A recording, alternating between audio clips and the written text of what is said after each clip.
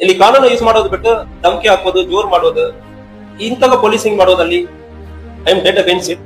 ರೀತಿಯಲ್ಲಿ ಯಾವುದೇ ಕಾರಣಕ್ಕೂ ಸಾರ್ವಜನಿಕರಿಗೆ ಯಾವುದೇ ರೀತಿಯಲ್ಲಿ ಅವಾಚ್ಯ ಶಬ್ದದಿಂದ ಮಾತಾಡ್ತಾರೆ ಅಂದ್ರೆ, ಯಾರು ಮಾತಾಡ್ತಾರೆ ಅಂದ್ರೆ ಮುಲಾಜಿಲ್ಲದೆ ಕಾನೂನು ರೀತಿಯಲ್ಲಿ ಕ್ರಮ ಕೈಗೊಳ್ತೀವಿ. ನಿನ್ನೆ ಇದೇ ರೀತಿಯಲ್ಲಿ ಗೋಕಾಕ್ ಟೌನ್ ಪೊಲೀಸ್ ಸ್ಟೇಷನ್ ವ್ಯಾಪ್ತಿಯಲ್ಲಿ ಗೋಕಾಕ್ ಟೌನ್ ಸಬ್ ಇನ್ಸ್ಪೆಕ್ಟರ್ ಅವರು ಅಸಭ್ಯ ವರ್ತನೆಯಿಂದ ಮಾತನಾಡಿರುವುದು ಕಂಡು ಬಂದಿರ್ತದೆ. ಸೊ ಅದು ಬಗ್ಗೆನೂ ಕೂಡ 100% ಆಕ್ಷನ್ ವಿಲ್ ಬಿ ಇನಿಷಿಯೇಟೆಡ್. ಈಗಲೂ ಧಮಕಿ ಹಾಕಿ ಪೊಲೀಸಿಂಗ್ ನಡೀತಾ ಇರೋದು ಇದು ಒಂದು ಭಾರಿ ಬೇಜಾರಾಗುವ ಒಂದು ವಿಚಾರ. ಇದಕ್ಕೆ ನಾನು ಕೂಡ ಯಾವಾಗ್ಲೂ ಇದು ವಿರುದ್ಧ 100% ಇದು ವಿರುದ್ಧ ಇದ್ದೀವಿ. ಒಂದು ಪೊಲೀಸ್ ಆಫೀಸರ್ಸ್ ಯಾವಾಗ್ಲೂ ಕಾನೂನನ್ನು ಫಸ್ಟ್ ಯೂಸ್ ಮಾಡಬೇಕು. ಇಲ್ಲಿ ಕಾನೂನು ಯೂಸ್ ಮಾಡೋದು ಬಿಟ್ಟು ಧಮಕಿ ಹಾಕೋದು, ಜೋರ್ ಮಾಡೋದು, ಇಂತಹ ಪೊಲೀಸಿಂಗ್ ಮಾಡೋದಲ್ಲಿ I am dead against it.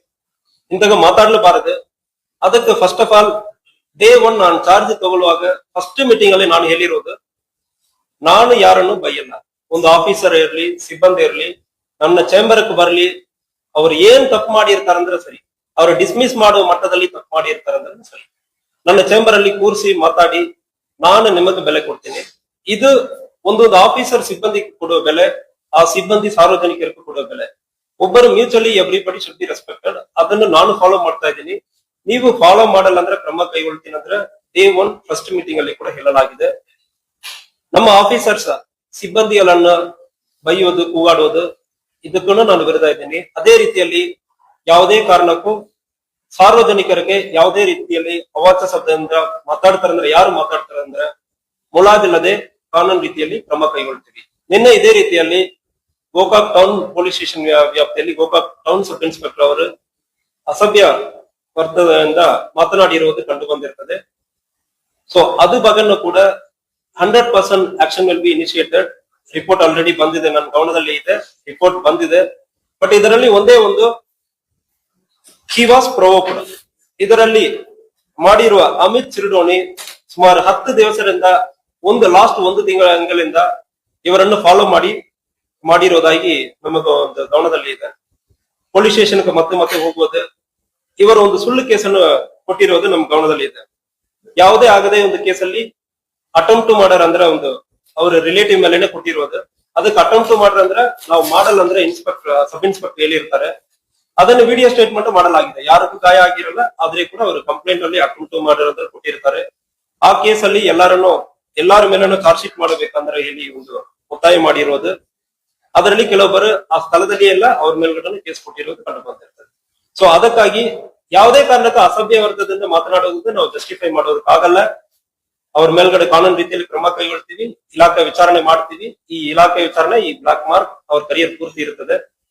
ಎರಡನೇದು ಗ್ರಾವಿಟಿ ಆಫ್ ಪನಿಷ್ಮೆಂಟ್. ಉದ್ದೇಶಪೂರ್ವವಾಗಿ ಮಾಡಿದಾರ, ಇಲ್ಲ ಪ್ರೊವೋಕ್ ಮಾಡಿದಾರ, ಎರಡಕ್ಕೂ ವ್ಯತ್ಯಾಸ ಇರ್ತದೆ.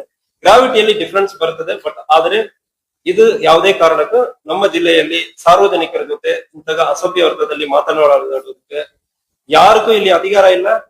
ನಾನು ಅಂತಾಗ ಮಾತನಾಡಲ್ಲ. ನಮ್ಮ ಸಿಬ್ಬಂದಿ ಎಲ್ಲ officers within the department or with public ಯಾರ ಕಡೆನೂ ಮಾತಾಡೋದಕ್ಕೆ ಅವಕಾಶ ಇಲ್ಲ. ಆಲ್ರೆಡಿ ಹಾರಿಗೆರೆಯಲ್ಲಿ ಕೂಡ ಇದೇ ರೀತಿಯಲ್ಲಿ ಕ್ರಮ ಕೈಗೊಂಡಿದ್ದೀನಿ. ಮೊನ್ನೆ ಕ್ರಮ ಕೈಗೊಂಡಿದ್ರೆ ಅಲ್ಲಿಂದ ಇಬ್ಬರನ್ನ ಸಸ್ಪೆಂಡ್ ಮಾಡಿ ಟ್ರಾನ್ಸ್ಫರ್ ಮಾಡಲಾಗಿದೆ. ಈಗ ಗೋಕಾಕ್ ಅಲ್ಲಿ ಕೂಡ ಸಬ್ ಇನ್ಸ್ಪೆಕ್ಟರ್ ಕೂಡ ಇದೇ ರೀತಿಯಲ್ಲಿ ನಡ್ಕೊಂಡಿದ್ದಾರೆ. ಅವ್ರಿಗೂ ಅವಕಾಶ ಇಲ್ಲ ಅಂದ್ರೆ ಹೇಳ್ತಾ ಇದ್ದೀನಿ. ಮುಂದಿನ ದಿವಸದಲ್ಲಿ ಯಾವುದು ಇಂತಹ ಸಾರ್ವಜನಿಕರಿಗೆ ನಿಮಗ ತೊಂದರೆ ಆಗೋ ಸಂದರ್ಭದಲ್ಲಿ ನನ್ನ ಕಡೆ ಬರಬಾರದು. ಯಾವ ಸಾರ್ವಜನಿಕರನ್ನೇ ಅವಾಚ್ಯ ಶಬ್ದದಿಂದ ಮಾತನಾಡುವುದಕ್ಕೂ, ಒಬ್ಬರನ್ನ ಇನ್ಸಲ್ಟ್ ಮಾಡೋದಕ್ಕೂ ಯಾರಿಗೂ ಅವಕಾಶ ಇಲ್ಲ. But that doesn't mean that ನಾವು ಸುಮ್ಮನೆ ಇರ್ತೀವಿ ಅಂದ್ರೆ ಇಲ್ಲ. ಯಾವುದೇ ಪೊಲೀಸ್ ಆಫೀಸರ್ ತೊಂದರೆ ಮಾಡುವ ಸಂದರ್ಭದಲ್ಲಿ, ಪೊಲೀಸ್ ಆಫೀಸರ್ ಇರಲಿ, ಸಿಬ್ಬಂದಿ ಇರಲಿ, ನೀವು ಕಂಪ್ಲೇಂಟ್ ಕೊಡಿ. ನಿಮಗೂ ತೊಂದರೆ ಆಗೋ ಸಂದರ್ಭದಲ್ಲಿ ನಿಮ್ಮ ಕೆಲಸ ಮಾಡೋದಕ್ಕೆ ಬಿಡದೆ, ಇವರು ನಮ್ಮ ಸಬ್ ಇನ್ಸ್ಪೆಕ್ಟರ್ ಹೇಳ್ತಾರೆ 10 ಸಾರಿ ಬಂದು ನಮಗೆ ಹಿಂಗೆ ತೊಂದರೆ ಮಾಡ್ತಾ ಇದಾರೆ, ಏನ್ ಮಾಡೋದು ಇರೋ ಸಂದರ್ಭದಲ್ಲಿ ನೀವು FIR ಅನ್ನು ರಿಜಿಸ್ಟರ್ ಮಾಡಿ. ಯಾರು ನಿಮಗೆ ತೊಂದರೆ ಮಾಡೋ ಸಂದರ್ಭದಲ್ಲಿ ಪಬ್ಲಿಕ್ ಕಿರಿಕಿರಿ ಮಾಡ್ತಾರೆ. ಈಗ ವಿಡಿಯೋ ಇಟ್ಕೊಂಡು ಯೂಟ್ಯೂಬರ್ಸ್ ಅಂದ್ರೆ ಹೇಳ್ಕೊಂಡು ಕೆಲವೊಬ್ಬರು ವಸೂಲಿ ಮಾಡ್ತಾರೆ, ಎಕ್ಸ್ಟ್ರಾಕ್ಷನ್ ಮಾಡ್ತಾರೆ. ಅಂತ ಸಂದರ್ಭದಲ್ಲಿ ನೀವು ಕಂಪ್ಲೇಂಟ್ ಕೊಡಿ, ನಾವು FIR ಮಾಡೋದಕ್ಕೆ ರೆಡಿ ಇರ್ತೀವಿ. ಬಟ್ ಇಂತಹ ಇನ್ಸಲ್ಟ್ ಮಾಡೋದಕ್ಕೂ, ಅವಾಚ್ಯ ಶಬ್ದದಿಂದ ಮಾತನಾಡೋದಕ್ಕೂ ಯಾವುದೇ ಕಾರಣಕ್ಕೂ ಅವಕಾಶ ಇಲ್ಲ.